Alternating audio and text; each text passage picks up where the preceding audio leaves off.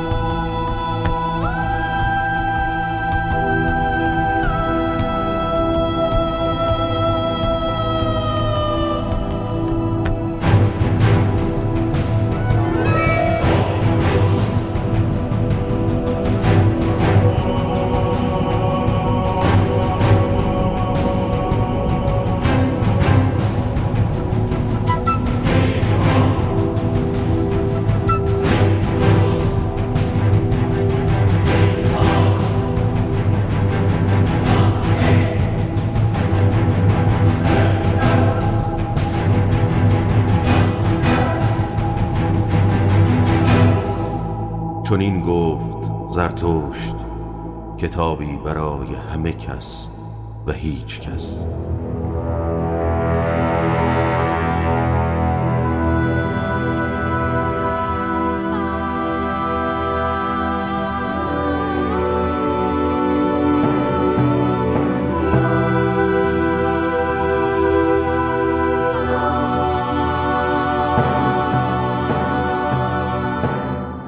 پیش گفتار زرتشت.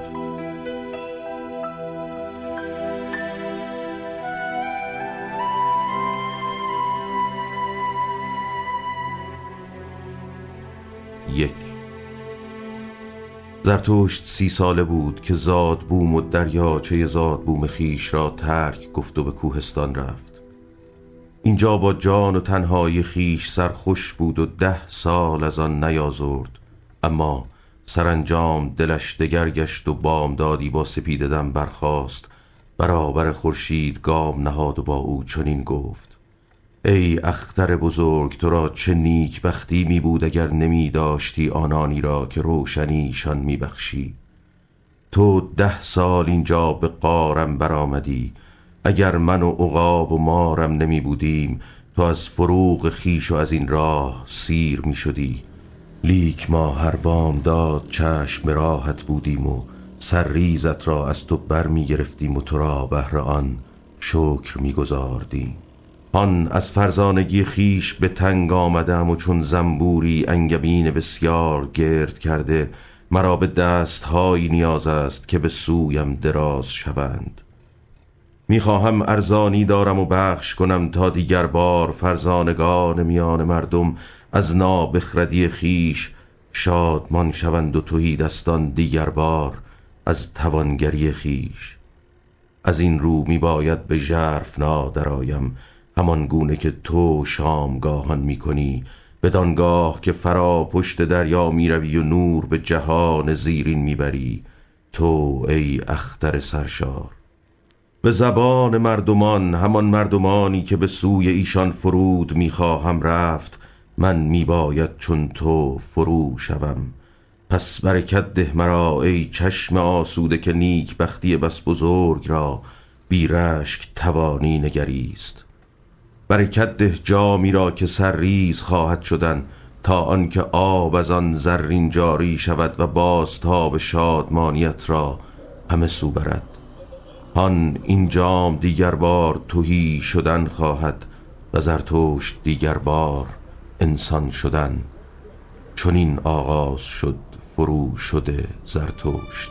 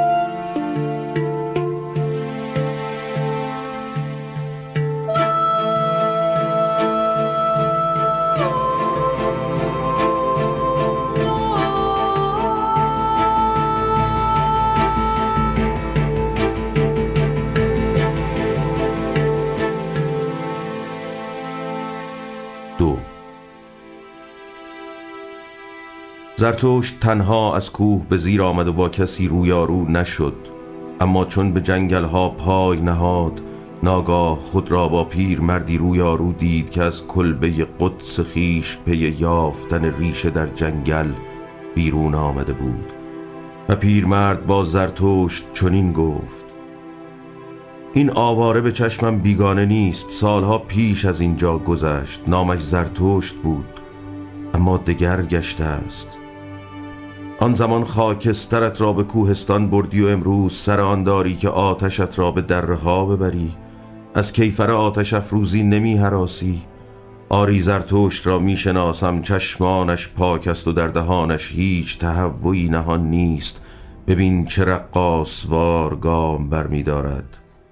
زرتشت دگر گشته است. زرتشت کودک شده است. زرتشت بیدار شده است. اکنون تو را با خفتگان چه کار؟ تو در تنهایی چنان میزیستی که گفتی در دریایی و دریا تو را میکشد. دریغا میخواهی باز به کرانه برایی. دریغا میخواهی باز خود بار تن را بکشی. زرتشت پاسخ داد: من آدمیان را دوست می‌دارم. قدیس گفت: چرا من سر به بیابان و جنگل نهادم، مگر نه آن که من نیز آدمیان را بی اندازه دوست می‌داشتم. اما اکنون خدای را دوست می‌دارم، نه آدمیان را. آدمی نزد من چیزی است بس ناکامل. عشق به آدمی مرا مرگاور است. زرتشت پاسخ داد: سخن از عشق به آدمیان در میان نیست. من آدمیان را هدیه‌ای آوردم. قدیس گفت: ایشان را چیزی مده، بل چیزی از بار ایشان بستان و با ایشان بکش. این کار بیش از همه مایه خوشنودی ایشان است، اگر که تو را نیز مایه خوشنودی باشد. اگر خواستی ایشان را چیزی دهی، صدقه‌ای بیش مده و بگذار آن را نیز دریوزه کنند. زرتشت پاسخ گفت: نه، هرگز صدقه نخواهم داد، زیرا نه چندان مسکینم که صدقه دهم. قدیس به زرتشت پوزخندی زد و گفت: پس ببین گنجینه هایت را خواهند پذیرفت یا نه. آنان به خلوت گزینان بدگمانند و باور ندارند که ما برای هدیه دادن بیاییم. گام هامان در کوچه هاشان تنینی سخت تنها می‌افکند و شبانگاهان در بستر چون صدای پای مردی را بشنوند که دیری پیش از برآمدن خورشید می‌گذرد، چه بسا که از خویش می‌پرسند که این دزد به کجا می‌رود. به آدمیان روی مکن، در جنگل بمان، همان به که به جانوران رو کنی. چرا نه چون من باشی، خرسی میان خرسان، پرنده‌ای میان پرندگان؟ زرتشت پرسید: قدیس در جنگل چه می کند؟ قدیس پاسخ داد: سرود می سرایم و می خوانم و با سرود می خندم و می گریم و زمزمه می کنم. این گونه خدای را نیایش می کنم. با سرود و گریه و خنده و زمزمه خدای را نیایش می کنم که خدای من است. اما تو ما را چه هدیه آورده ای؟ زرتشت با شنیدن این سخنان در برابر قدیس سری فرود آورد و گفت: مرا چه چیز است که شمایان را دهم؟ باری بگذار زودتر بروم تا چیزی از شمایان نستانم. و این گونه پیر مرد و مرد خنده زنان چون دو پسرک از یکدیگر جدا شدند. اما زرتشت چون تنها شد با دل خود چنین گفت: چه بسا این قدیس پیر در جنگلش هنوز چیزی از آن نشنیده باشد که خدا مرده است.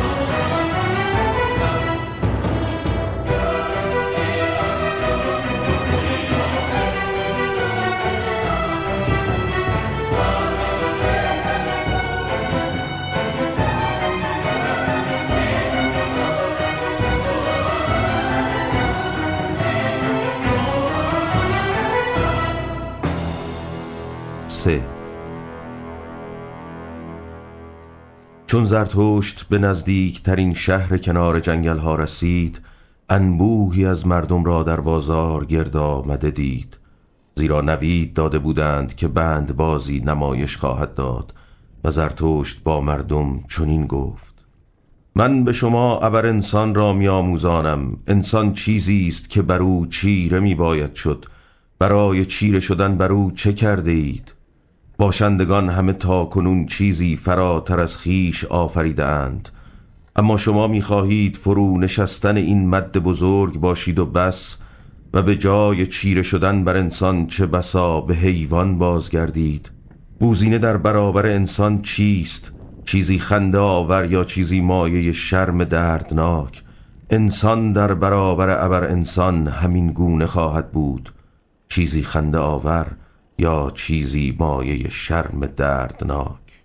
شما تا کنون راهی را که از کرم به انسان میرسد در نوردیده اید و هنوز بسا چیز کرموار که در شماست. روزگاری بوزینه بودید و هنوز نیز انسان از هر بوزینه بوزینه تر است، و اما فرزانه ترین کس در میان شما نیز چیزی نیست جز یک دوپارگی و نرمادگی، جز آمیزه ای از گیاه و شبح. اما من شما را چه می‌فرمایم که شبح شوید یا گیاه؟ آن من به شما ابر انسان را می‌آموزانم. ابر انسان معنای زمین است، بادا که اراده شما بگوید ابر انسان معنای زمین باد. برادران، شما را سوگند می‌دهم که به زمین وفادار مانید و باور ندارید آنانی را که با شما از امیدهای ابر زمینی سخن می‌گویند. اینان زهر پالایند، چه خود دانند یا ندانند. اینان خار شمارندگان زندگی‌اند و خود زهر نوشیده و رو به زوال، که زمین از ایشان بستوه است، پس بهل تا سر خیش گیرند. روزگاری کفران خدا بزرگترین کفران بود، اما خدا مرد و در پی آن این کفر گویان نیز بمردند. اکنون کفران زمین سهمگین ترین کفران است و اندرونه آن ناشناختنی را بیش از معنای زمین پاس داشتن. روزگاری روان به خاری در تن می نگریست و در آن روزگار این خار داشتن والاترین کار بود. روان تن را رنجور و تکیده و گرسنگی کشیده می خواست و اینسان در اندیشه گریز از تن و زمین بود. وه که این روان خود هنوز چه رنجور و تکیده و گرسنگی کشیده بود و شهوت این روان بیرحمی با خیش بود. اما شما برادرانم نیز با من بگویید که تنتان از روانتان چه حکایت می کند؟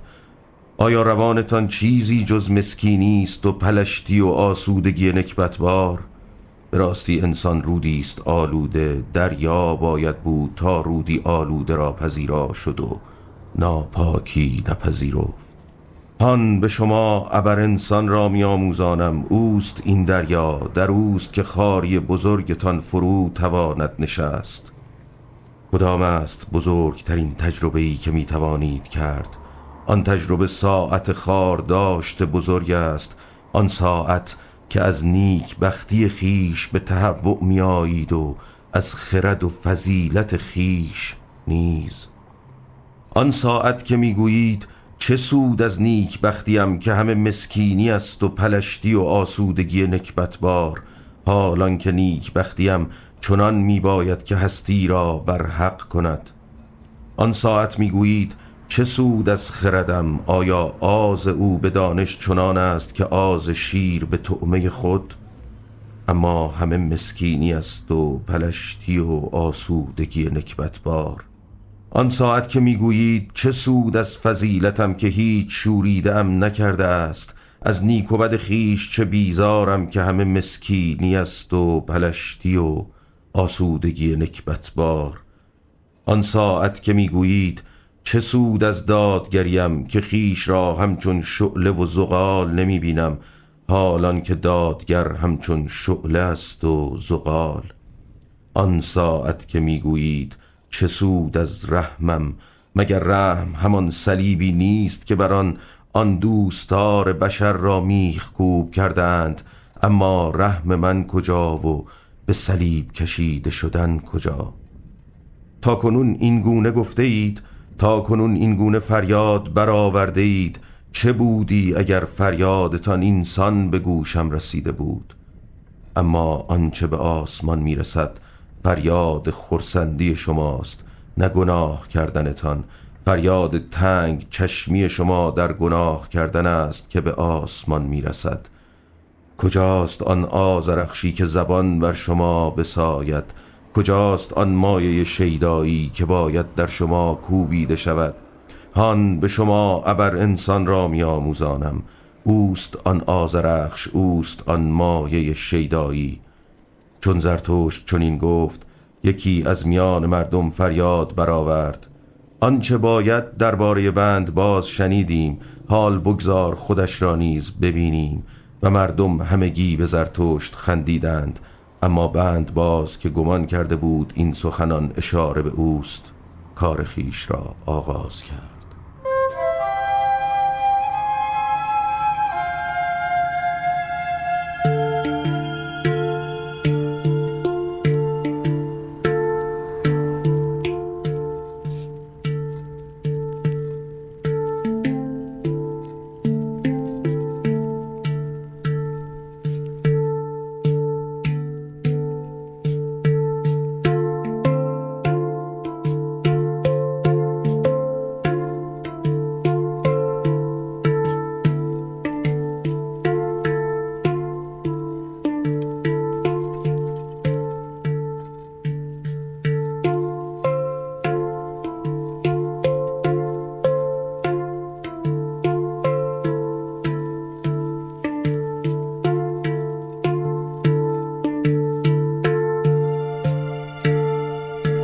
چهار. باری زرتشت در مردم نگریست و حیران بود. سپس چنین گفت: انسان بندی است بسته میان حیوان و ابر انسان، بندی بر فراز مغاکی. فرا رفتنی است پرخطر، در راه بودنی پرخطر، واپس نگریستنی پرخطر، لرزیدن و درنگیدنی پرخطر. آنچه در انسان بزرگ است این است که او پل است نه غایت. آنچه در انسان خوش است این است که او فرا شدی است و فرو شدی. دوست می‌دارم آنانی را که جز فرو شدن زندگی دیگر نمی‌شناسند، زیرا که ایشان فرا شوندگانند. دوست می‌دارم خار شمارندگان بزرگ را، زیرا که پاسدارندگان بزرگند و خدنگ‌های اشتیاق به سوی کرانه دیگر. دوست می‌دارم آنانی را که برای فرو شدن و فرا شدن نخست فرا پشت ستارگان از پی دلیل نمی‌گردند، بل خویش را فدای زمین می‌کنند تا زمین روزی از آن ابر انسان شود. دوست می‌دارم آن را که برای شناخت می‌زید و شناخت را از آن رو خواهان است که می‌خواهد ابر انسان روزی بزید و چنین خواهان فرو شده خویش است.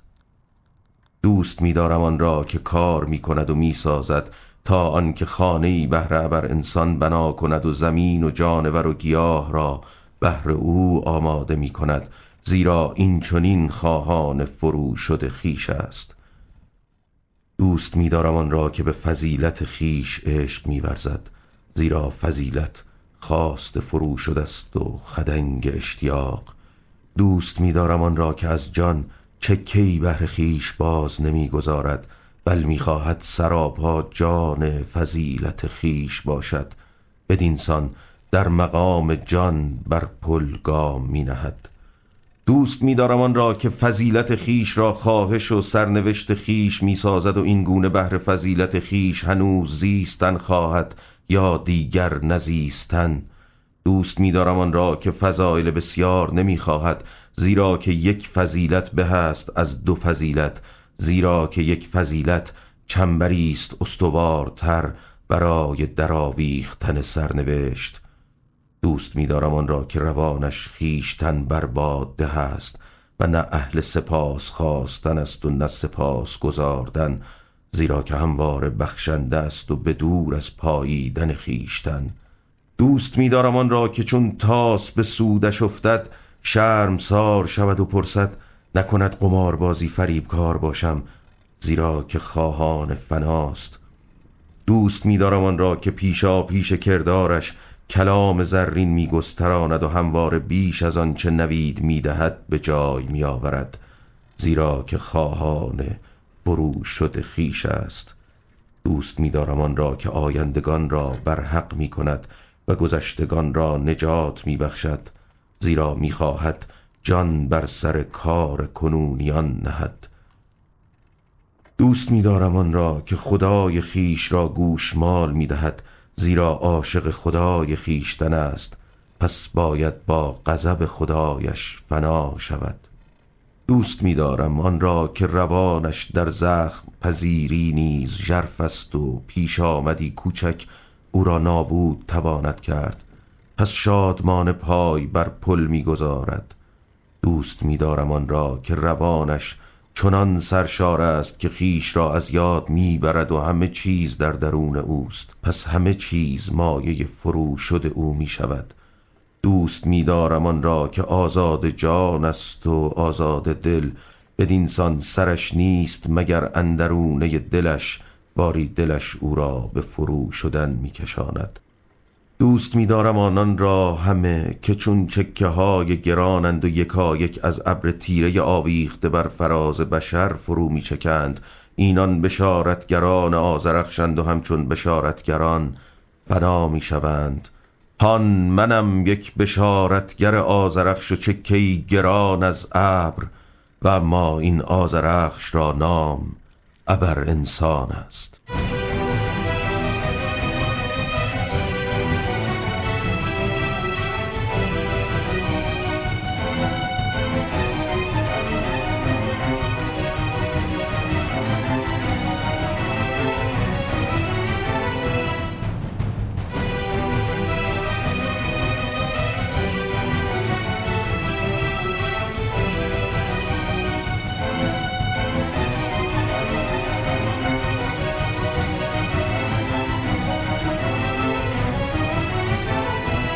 5.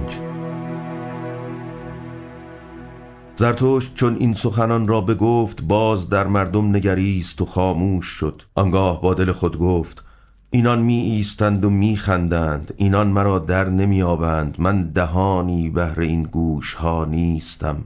آیا نخست می باید گوش هاشان را فرو کوفت تا بیاموزند که از راه چشم بشنوند، یا می باید همچون کوس و واعظان توبه غریو برکشید، یا اینان تنها گنگان را باور دارند؟ اینان را چیزی است که بدان می بالند. چه می نامند آن مایه به خود بالیدن را؟ فرهنگ می نامندش و همان است که ایشان را از بزچرانان برتر می نشاند. از این رو دوست نمی دارند که واژه خار را درباره خیش بشنوند. پس من با غرورشان سخن خواهم گفت. پس من از خار شمردنی ترین کسان با ایشان سخن خواهم گفت و آن واپسین انسان است. و زرتشت با مردم چنین گفت: اکنون وقت آن است که انسان هدف خیش را فراروی نهد. اکنون وقت آن است که انسان تخم برترین امیدش را بکارد.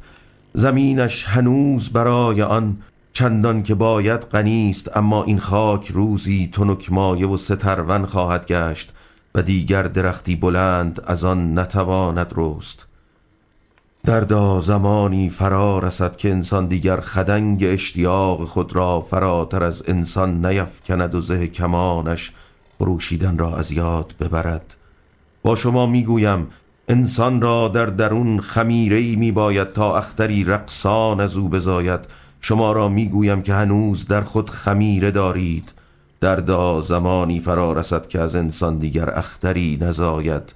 دردا زمانه خار شمردنی ترین انسان فرا میرسد، انسانی که دیگر خود را خار نتواند شمرد. هان به شما واپس این انسان را نشان میدهم. عشق چیست؟ آفریدن چیست؟ اشتیاق چیست؟ ستاره چیست؟ واپس این انسان چنین میپرسد و چشمک میزند. زمین کوچک شده است و بر روی آن واپس این انسان در جست و خیز است. انسانی که همه چیز را کوچک می کند. نسل او همچون پشه فنا ناپذیر است. واپس این انسان درازترین عمر را دارد. ما خوشبختی را اختراع کرده ایم. واپس این انسانها چنین میگویند و چشمک میزنند. آنان مکانهایی را که زندگی در آنها دشوار است رها کرده اند، زیرا انسان به گرما نیاز دارد. هنوز همسایه را دوست می‌دارند و خود را به دو می‌سایند، زیرا انسان به گرما نیاز دارد. بیمار گشتن و بدگمان بودن را گناه می‌شمارند و با پروا گام برمی‌دارند. دیوانه است آنکه هنوز بر سنگ‌ها یا بر آدمیان در می‌غلطد. گهگاه اندکی زهر که رویاهای خوش می‌زاید و سرانجام زهر بسیار برای مرگی خوشایند. هنوز کار می‌کنند، زیرا کار مایه سرگرمی است، اما می‌پایند که این سرگرمی توان فرسا نشود. دیگر نه کسی توانگر می‌شود نه تهی دست، که این هر دو بار گرانند. چه کس دیگر می‌خواهد فرمان روا باشد و چه کس فرمان بردار، که این هر دو بار گرانند. یک رمه بی هیچ شبان، همه یکسان می‌خواهند و همه یکسانند. هر که جز این ببیند به پای خیش به تیمارستان می‌رود. هوشمندترینشان میگویند پیش از این جهانیان همه دیوانه بودند و چشمک میزنند. زیرکند و از هرچه تا کنون روی داده است با خبرند، پس بر همه چیز خنده میزنند. هنوز با هم میستیزند اما زود با هم میسازند، مبادا معده هاشان خراب شود. خوشیهای کوچک روزانه‌ای دارند و خوشیهای کوچک شبانه‌ای، اما نگران تندرستی خیش نیز هستند. ما خوشبختی را اختراع کرده ایم. واپس این انسانها چنین میگویند و چشمک میزنند. و اینجا نخستین گفتار زرتشت که آن را پیش گفتار نیز نامیده اند پایان گرفت، زیرا در اینجا غوغای شادی جمعیت رشته کلامش را گسست. آنان فریاد زدند: زرتشت، این واپسین انسان را به ما ارزانی دار، ما را به صورت این واپسین انسانها درار تا ما ابر انسان را به تو ارزانی داریم. سپس مردم همگی غریو شادی کشیدند و هلهله کردند. باری زرتشت غمگین شد و با دل خود گفت: آنان مرا در نمی‌یابند. من دهانی بهر این گوش ها نیستم. گویا دیر زمانی در کوهستان زیستم و بسی به جوی باران و درختان گوش سپردم. حال با آنان چنان سخن میگویم که با بزچرانان. روانم آسوده است و روشن چون کوهسار بامدادی، اما آنان سردم میپندارند و سخره‌گری با شوخی‌های ترسناک. اکنون مرا مینگرند و خندانند، اما با آن خنده از من بیزار نیز هستند. خنده هاشان سرد است.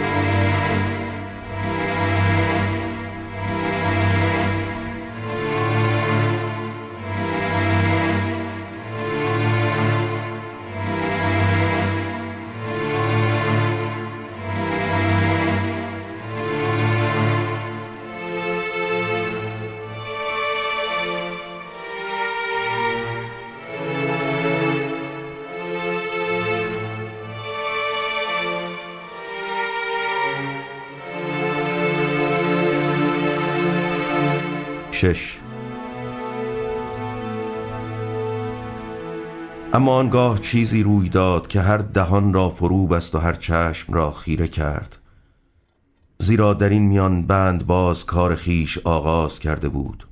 او از دریچه‌ای بیرون آمده بود و بند را می نوردید که بر دو برج بر فراز مردم و بازار بسته بودند.